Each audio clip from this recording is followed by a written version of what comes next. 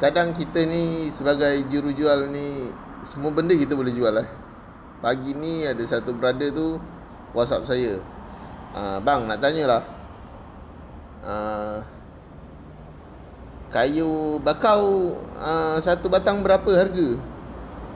Pagi-pagi dapat soalan macam ni, jam juga kadang kan.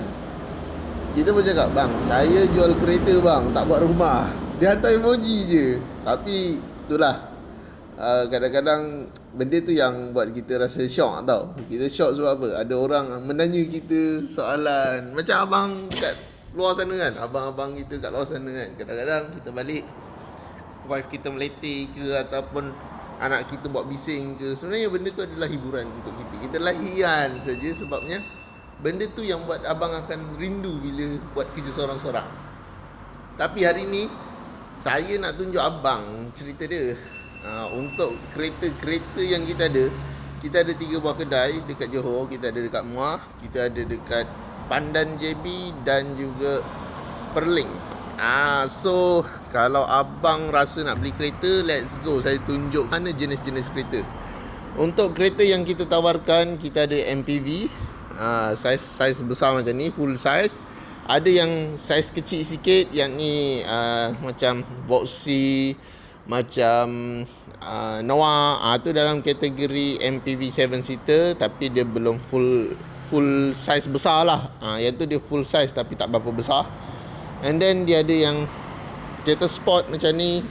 Kita ada BRZ, kita ada GR86, kita ada GT86, kita ada MX-5. Kalau nak jimat minyak, MX-5 lah 1.5. Yang tu cute punya. Dia bukan dalam segmen K-car ataupun dalam kereta compact. Dia dalam kategori sport, comel lah. Yang ni dalam kategori sport besar.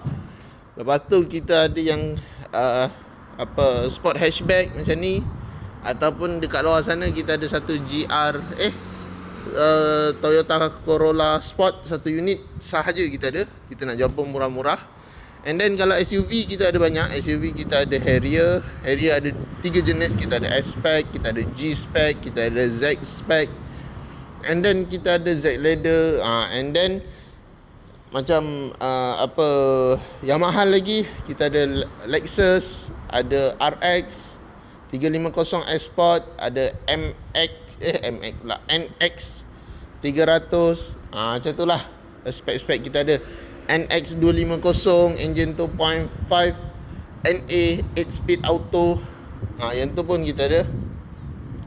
And then kalau abang jenis yang nak cari kereta-kereta sedan macam IS 300, F Sport, and then BMW, Mercedes Benz, E-Class, C-Class, kita pun ada.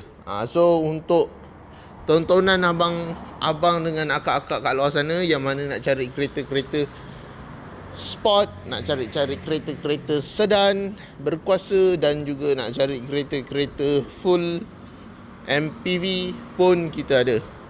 Yang penting harga dan tawaran tu bergantung kepada condition kereta.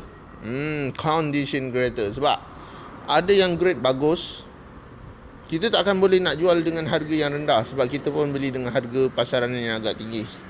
So kalau abang betul-betul berminat nak pakai juga yang model baru, contohnya Noah barulah, kita ada 2023 dalam 150,000. Tapi abang saya tak boleh nak janji boleh dapat yang spek exact lah, 150,000. Kalau SG tu saya boleh janji boleh dapat. Macam tu lah. So yang mana berminat boleh WhatsApp saya di 0177145604. Okay, bye-bye. Assalamualaikum warahmatullahi wabarakatuh dan salam sejahtera.